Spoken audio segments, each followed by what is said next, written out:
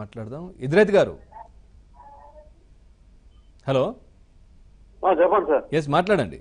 విక్రమ్ పోలా గారు ఉన్నారు, సీనియర్ అనలిస్ట్. నమస్తే సార్. నమస్తే, చెప్పండి. ఏం లేదు సార్, చంద్రబాబు అయితే రాష్ట్రాల్లో దేశాల్లో వేరే పార్టీ ఆ పార్టీతో అలయన్స్ పెట్టుకోవచ్చు, కానీ ఆంధ్రాలో ఉండే ప్రాంతీయ పార్టీలు జగన్ కానీ పవన్ కళ్యాణ్ కానీ వేరే పార్టీతో కలిసేకి ఏం తప్పు పడతారు మీరంతా? రైట్, థ్యాంక్ యూ అండి. సార్, ఇంకో కాలర్ కూడా లైన్లో ఉన్నారు, రాధా గారు రాజమండ్రి నుంచి. రాధా గారు మాట్లాడండి. విక్రమ్ గారు ఉన్నారు, సీనియర్ అనలిస్ట్. రాధా గారు. విక్రమ్ పాల గారు నమస్తే అండి. నమస్తే, చెప్పమ్మా. కేసీ గారు వైజాగ్ వస్తారంటున్నారు కదా, వచ్చినంత మాత్రం చేత ఎవరికి ఏమీ నష్టం లేదండి. ఆయన ఫ్రంట్ కట్టినా నష్టం లేదు. ఏంటంటే ఇక్కడ ప్రజలంతా కూడా ఒక అభిప్రాయానికి వచ్చేసారు. ఆయన కాలు పెడతారో వేలు పెడతారో ఏం పెడతారో ప్రజలకు అనవసరం. మాకు ఎవరైతే చేస్తున్నారో అభివృద్ధి వాళ్ళకి మేము ఓటు వేసుకుంటామో. బాబు గారు ఏమి జడవలసిన అవసరం లేదు. కేసీఆర్ గారు ఏదో చేసేను గొప్పగా అని చెప్తున్నారు కదా, అంతకంటే ఎక్కువే ఇక్కడ అభివృద్ధి జరిగింది. ప్రతిపక్షాలు వాళ్ళు ఇష్టం వచ్చినట్టు వాళ్ళు మాట్లాడుకుంటే మాకు అనవసరం ప్రజలకే. కేసీఆర్ గారు అయినా మండలిని అక్కడ రద్దు చేసేసి ముఖ్యమంత్రిగా ప్రమాణ స్వీకారం చేసేసి మంత్రులు లేరు, ఎవరో లేరు, అప్పుడే టూర్లను బయలుదేరిపోయి ప్రతిపక్షాలన్నింటినీ కూడగట్టాను అంటే ప్రజలు నమ్మడానికి వెర్రోళ్ళండి ఈ రోజుల్లో.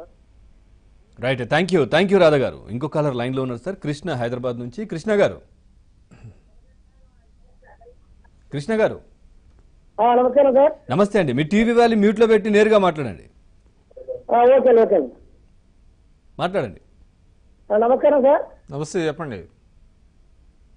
హలో, మాట్లాడండి. విక్రమ్ గారు వింటున్నారు, విక్రమ్ పోలా గారు, సీనియర్ అనలిస్ట్. మాట్లాడండి. అదే సార్, ఇప్పుడు కేసీఆర్ గారు వైజాగ్ వెళ్ళే గురించి, అటు వర్ష వెళ్ళే టూర్ గురించి ఇది ప్రతిపాదన వస్తుందండి. అటు జగన్ వెళ్తున్నారు, ఇటు చంద్రబాబు మన ఇంకో విషయానికి పవన్ కళ్యాణ్ వెళ్తున్నారు.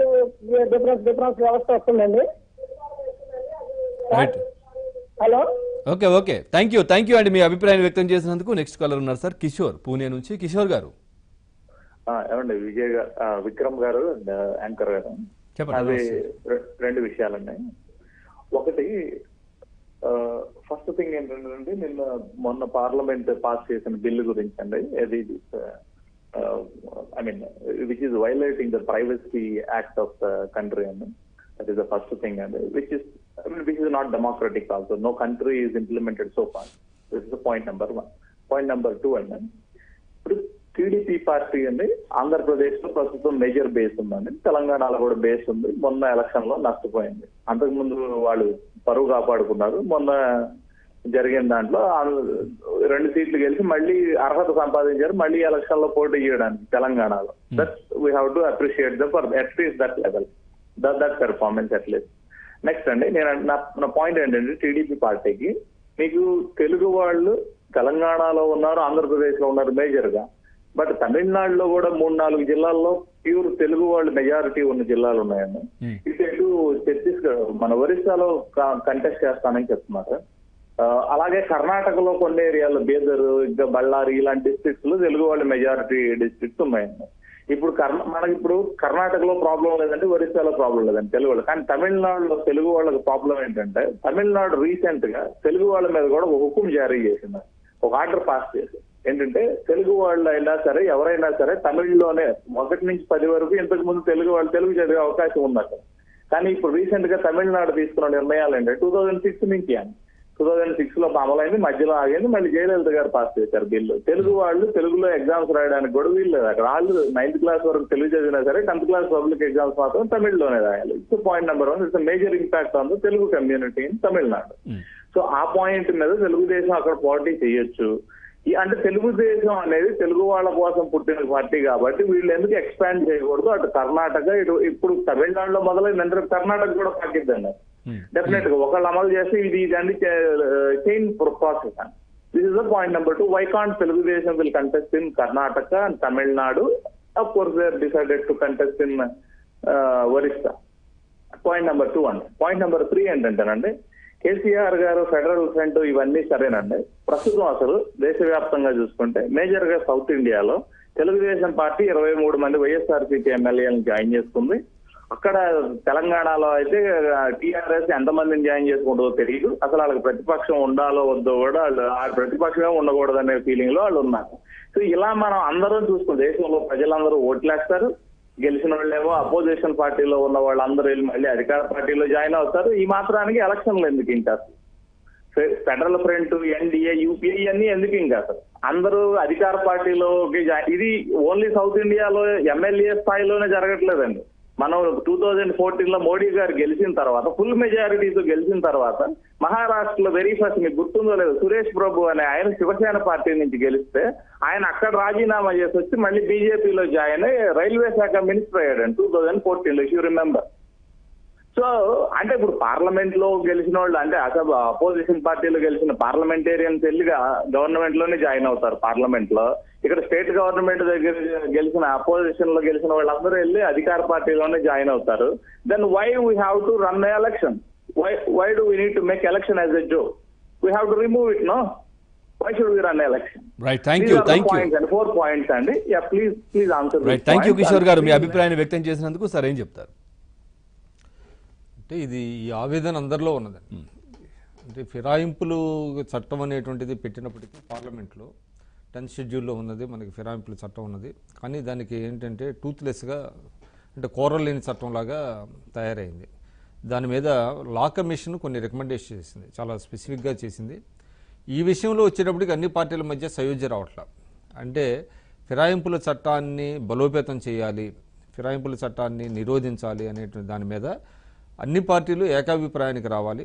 దాని మీద ఒక పటిష్టమైనటువంటి చట్టాన్ని రూపొందించుకోవాల్సిన అవసరం ఉంది. అదేవిధంగా ఇవాళ స్పీకర్ల వ్యవస్థ, అదేవిధంగా గవర్నర్ వ్యవస్థ, ఈ 2 వ్యవస్థలను ప్రక్షాళన చేయాల్సిన అవసరం ఉంది. ఈ 2 వ్యవస్థలను ప్రక్షాళన చేయడానికి ఇప్పుడు లా కమిషన్ రికమెండేషన్స్ కేంద్ర ప్రభుత్వం దగ్గర ఉన్నాయి. ఆల్రెడీ చట్టాలు చేయడానికి ఉన్నాయి. వారు ఏదైతే చెప్తున్నారో ఈ ఫిరాయింపులు కనుక ఒక పార్టీలో గెలిచి ఇంకో పార్టీలోకి వెళ్ళటం, వాళ్ళని మంత్రులుగా చేయటం, ఇవన్నీ కూడా దీన్ని కట్టడి చేయడానికి ఉన్నాయండి. అంటే లేకపోలేదు. కానీ ఈ చిత్తశుద్ధి అన్ని పార్టీలు లేదు అంటున్నాం.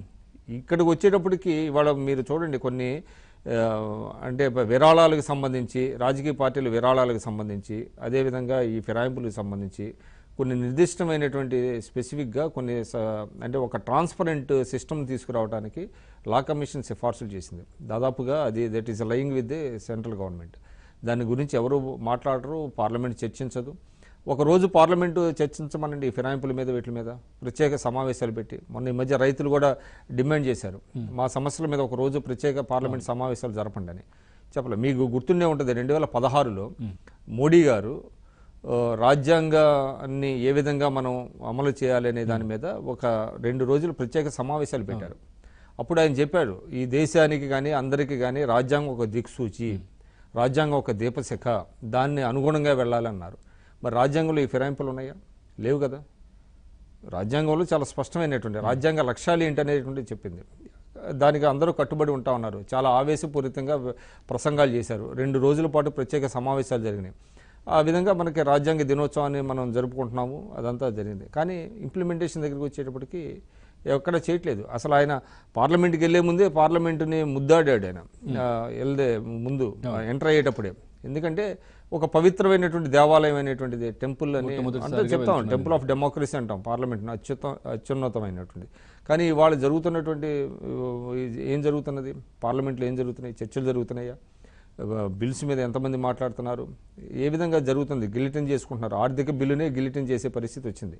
కాబట్టి వాళ్ళు చెప్తున్నారు, చేయటం లేదు. దీనికి చేయాలని అంటే వారు చెప్పినట్టుగా రాజకీయ పార్టీల మధ్య ఏకాభిప్రాయం రావాలండి. దీని మీద ఒక ప్రత్యేకమైనటువంటి సమావేశాలు జరగాలి. ఈ పార్టీ ఆ పార్టీ అనేది కాదు, అన్ని పార్టీల యొక్క అభిప్రాయాలు తీసుకోవాలి. ఎన్నికల కమిషన్ని బలోపేతం చేయాలి. వాళ్ళ ఎన్నికల కమిషన్ ఏవో కొన్ని ఉన్నాయి, అధికారాలు ఉన్నాయి. కానీ ఆ ఎన్నికల కమిషన్కి ఇవాళ మనం చూసాం తెలంగాణలో ఏం జరిగింది. సిఎల్పి వెళ్ళి ఒక ప్రాంతీయ పార్టీ వెళ్ళి జాతీయ పార్టీ వెళ్ళి ప్రాంతీయ పార్టీలో విలీనం అయినట్టు చేసింది. ఈ విలీనం ప్రాసెస్ ఎన్నికల కమిషన్ చూసుకోవాల్సిందే. ఇక్కడ ఆయన మండలి చైర్మన్ కాదు చేయాల్సింది. ఎన్నికల కమిషన్ గుర్తించాలి ఒక పార్టీ ఇంకో పార్టీలో మెర్జ్ అయిందా లేదా అనే దాని మీద ఎన్నికల కమిషన్ సంతృప్తి చెందిన తర్వాత ఎన్నికల కమిషన్ ఒక నోటిఫికేషన్ జారీ చేస్తుంది. ఇవాళ పేపర్లో కూడా వచ్చింది, గతంలో కొన్ని పార్టీలు ఏ విధంగా విలీనమైనాయి, ఆ ప్రాసెస్ ఏంటి, దానికి ఫాలో అయ్యారా లేదా, రూల్స్ అండ్ రెగ్యులేషన్స్ అనేది ఉంది. అదంతా ఫాలో అవ్వకుండానే ఇక్కడ అంటే మన కౌన్సిల్ చైర్మన్ చెప్పేశారు, ఒక అంటే రిలీజ్ చేశారు, ఒక పత్రికా ప్రకటన రిలీజ్ చేసి మేము విలీనం చేసేసుకున్నామని చెప్తున్నారు. ఇవన్నీ ఏంటంటే ఇవన్నీ జరగాలని అంటే రాజకీయ పార్టీల మధ్య ఏకాభిప్రాయం రావాలి. రాజకీయ పార్టీలు థ్రెడ్బేర్గా ఇవన్నీ చర్చించాల్సిన అవసరం ఉంది. లోక్సభలో చర్చించిన తర్వాత దానికి ఒక మెకానిజం ఏర్పాటు చేయాలి. అదేవిధంగా మనకి లా కమిషన్ రికమెండేషన్స్ కానివ్వండి, అనేక నివేదికలు ఉన్నాయి. ఇంకా దీన్ని ఏ విధంగా పార్లమెంటరీ ప్రజాస్వామ్యాన్ని బలోపేతం చేయడానికి ఏ విధంగా చేయాలనే దాని మీద అనేక రికమెండేషన్స్ ఉన్నాయి. వాటిని ఇంప్లిమెంట్ చేయాలి. ఇవాళ మనం ఏం చేస్తున్నాం, మనది పార్లమెంటరీ ప్రజాస్వామ్యం అన్నాము, కానీ అది అధ్యక్ష తరహా పాలనలాగా ఉంది. ఇవాళ మనం చెప్పుకుంటున్నాం కదా, కేసీఆర్ గారు ఇవాళ ఆయన ముఖ్యమంత్రిగా ప్రమాణ స్వీకారం చేశారు. 11వ తారీఖు రిజల్ట్స్ వచ్చినాయి. ఇవాళ మనం 23 కదా ఇవాళ, అంటే దాదాపుగా ఎన్ని రోజులైందండి ఇప్పుడు దాకా ఫుల్ మంత్రివర్గం లేదు.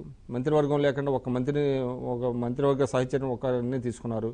తర్వాత అసెంబ్లీని కన్వీన్ చేయలేదు, వాళ్ళతో ఓతు తీసుకోలేదు. ఆయన నిర్ణయాలు జరిగిపోతున్నాయి అన్నీ. అంటే ఏంటి మంది ఒక అధ్యక్ష తరహా పాలన. అక్కడ మోడీ గారు కూడా అట్లానే ఉన్నారు. అంటే ఇప్పుడు వాళ్ళ పార్టీలో చేర్చుకోవాలనేటువంటిది ప్రతిపాదన వచ్చింది. కాంగ్రెస్ పార్టీలో కొంతమంది ఎమ్మెల్సీలని టీఆర్ఎస్లో చేర్చుకోవడానికి వాళ్ళు ముందుకు వచ్చారు. అసలు చేర్చుకోవాలో వద్దన్నది ఒక పార్టీలో చర్చ జరగాలి కదా. ఆ పార్టీలో చర్చ జరిగిన తర్వాత పార్టీ సభ్యులు ఏం చెప్తారో వినాలి కదా. అదంతా వినకుండా ఎవరు ఈ నిర్ణయం తీసుకున్నారంటే మండలి చైర్మన్ తీసేసుకున్నాడు ఆయన. ఎందుకంటే ఏదో సాంకేతిక పరమైనటువంటి కారణాలు చూపించారు. సో ఇది డెమోక్రసీ కాదు మనది. ఏంటంటే ఒక డెమోక్రసీ పేరుతో జరుగుతున్నటువంటి ఒక తంత్రం. 2014 నుంచి ఆ కారణాలే మేము చూపిస్తున్నాం, కానీ ఎప్పుడూ మేము ఇచ్చినటువంటి కంప్లైంట్కి వాళ్ళు మాట్లాడలేదు. అంటే మా పార్టీ నుంచి ఎవరైతే దాంట్లోకి వెళ్ళిపోయి అధికార పార్టీకి వెళ్ళి పదవులు కూడా అనుభవిస్తున్నారు. సో వాటికి సంబంధించి మేము కూడా కంప్లైంట్ చేశాం, కానీ ఎప్పుడు మాట్లాడలేదు. కానీ అధికారంలో ఉన్న పార్టీ ఏదైతే కాంగ్రెస్ పార్టీ నుంచి నలుగురు వెళ్ళి అంటే అధికార పార్టీ నుంచి కాంగ్రెస్లో కలిశారో వాళ్ళ పైన కంప్లైంట్ చేసిన ఒక రోజులోనే 24 అవర్స్లోనే చర్యలు తీసుకోవాలని చెప్పి ఆదేశాలు జారీ చేశారు. ఈ విషయంలో అండి కాంగ్రెస్ పార్టీ తప్పు ఉంది, చాలా స్పష్టంగా చెప్పాలి. ఎందుకంటే కాంగ్రెస్ పార్టీ విక్టిమ్. అంటే కాంగ్రెస్ పార్టీ సభ్యులు వెళ్ళి టీఆర్ఎస్లో చేరారు కదా గత అసెంబ్లీలో, దాని మీద వాళ్ళు ఫైట్ చేస్తున్నారు. అంటే వాళ్ళు కోర్టు ద్వారా ఫైట్ చేస్తున్నారు, అనేక వేదికల ద్వారా ఫైట్ చేస్తున్నారు. కానీ మనం విచిత్రం ఏంటంటే ఎన్నికల ముందు అంటే పోలింగ్ జరిగే ముందు నలుగురు టీఆర్ఎస్ లో ఉన్నటువంటి ఎమ్మెల్సీలు వెళ్ళి రాహుల్ గాంధీ గారి సమక్షంలో పార్టీలు చేరారు, వాళ్ళ కండువాలు కప్పేసి పార్టీలు చేరారని చెప్పారు. మరి వీళ్ళు ఎవరైతే బాధితులు ఉన్నారో వాళ్ళు ఫైట్ చేస్తున్నారో వాళ్ళతో రాజీనామాలు చేయించాలి కదా. కాంగ్రెస్ పార్టీకి ఏమి నైతిక హక్కు ఉంది? వాళ్ళని కొండా మురళి అంటే ఇవాళ ఆయన రాజీనామా చేశాడు, నిన్న చేశాడు ఆయన. అదేవిధంగా యాదవ్ రెడ్డి, ఈ విధంగా కొంతమంది ఉన్నారు, నలుగురు, రాములు నాయక్, వీళ్ళందరినీ వాళ్ళు పార్టీలో చేర్చుకున్నారు. అంటే నువ్వు ఏదైతే ఈ ఫిరాయింపుల మీద ఫైట్ చేస్తున్నారో మళ్ళీ వాళ్ళే ఫిరాయింపులు చేసుకోవడం ఏంటి? కాబట్టి ఇదంతా ఏంటంటే వాళ్ళ మీద చెప్పేటందుకు నీతులు ఉన్నాయన్న ఆ విధంగా చేస్తున్నారు తప్ప వీళ్ళు నిజంగా కాంగ్రెస్ పార్టీకి చిత్తశుద్ధి ఉంది, మేము ఫైట్ చేస్తున్నాం ఈ ఫిరాయింపుల మీద అన్నప్పుడు వాళ్ళ దగ్గరికి వచ్చినటువంటి ఎమ్మెల్సీలతో రాజీనామాలు చేయించాలి. ఆ రోజు చేయించలేదు. ఆ రోజు చేయించకుండా కొంతమందిని చేర్చుకొని వాళ్ళతో విమర్శలు చేయించారు. కాబట్టి ఇవాళ నేను అనుకోవటం టీఆర్ఎస్ కూడా ఈ రకంగా ఇది కరెక్ట్ కాదు, కానీ వాళ్ళు ఏం చేస్తున్నారు, టిట్ ఫర్ టాట్ లాగా చేస్తున్నారు. కానీ ఇదేమవుతుందంటే ఒక రెండు పార్టీల మధ్య సమస్య కాదు, ఇది దేశానికి సంబంధించినటువంటి సమస్య, రాజ్యాంగానికి సంబంధించినటువంటి సమస్య, ప్రజాస్వామ్యానికి సంబంధించిన సమస్య. కానీ ఇది ఏమైపోయిందంటే దురదృష్టవశాత్తు రెండు పార్టీల మధ్య సమస్యలాగా నువ్వు చేసావు కాబట్టి నేను చేశాను అనేటువంటి తరహాలో ఇది మొదలవుతున్నది. ఇది మంచిది కాదు. దీనికి ఎక్కడొక్కడ పులి స్టాప్ పడాలి. అంటే ఎందుకు సార్, అంటే కేంద్రంలో కానీ రాష్ట్రంలో కానీ అధికారంలో ఉన్న వాళ్ళ దగ్గరికి, అంటే ప్రతిపక్షాల్లో ఉన్నటువంటి వాళ్ళు కావచ్చు, అట్లాగే స్వతంత్రులు కావచ్చు, వాళ్ళు వెళ్ళి ఎందుకు వాళ్ళ దాంట్లో జాయిన్ అవుతున్నారు, ఎందుకు కలుస్తున్నారు? అంటే వాళ్ళ ప్రాంతం అభివృద్ధి జరగదనా, లేదంటే భయపడా, లేదంటే వాళ్ళ స్వార్థ ప్రయోజనాలకా? అన్నీ ఉన్నాయి. మీరు చెప్పినట్టుగా వాళ్ళ నియోజకవర్గంలో అభివృద్ధి కూడా జరగటం లేదు. అక్కడ ఇన్ఛార్జీలకి ఎవరైతే ఉంటారో ఓడిపోయిన వాళ్ళు, ఇవాళ చూసాము పేపర్లో కూడా, అసలు నా నియోజకవర్గంలో మీరు కాలు ఎలా పెడతారని అంటున్నాడు ఒక ఆయన, ఓడిపోయిన ఆయన. వాళ్ళకి కూడా గవర్నమెంట్ ఏం చేస్తుంది, జీవో ఇచ్చి వాళ్ళకి నిధులు ఇస్తున్నారు. సో ఇదంతా ఏంటంటే అప్రజాస్వామికం. ఇదేంటంటే మన ప్రజలు ప్రశ్నించడం లేదు, ఎవరు అడగటం లేదు అనేటువంటిది. ఎందుకంటే వాళ్ళు మనం చూసాం, ఎవరైతే ఫిరాయించారో వాళ్ళందరినీ మళ్ళీ గెలిపించేశారు, ఓట్లేసి గెలిపించారు. పార్టీ అంటే ప్రజల్లో కూడా ఒక చైతన్యం రావాలి, ప్రజల్లో కూడా ఒక ఆలోచన రావాలి. ప్రజల్లో ఆలోచన లేనప్పుడు ప్రజలు మమ్మల్ని గెలిపించారు కాబట్టి ఏం చేసినా చెల్లుబాటు అవుతుంది అనేటువంటి ఒక ధోరణి రాజకీయ పార్టీలో పెరిగిపోయింది. Right, thank you very much sir. Vikram గారు, ఈరోజు పేపర్లో వచ్చినటువంటి వార్తలకు సంబంధించి చాలా చక్కటి విశ్లేషణ అందించారు. Thank you very much.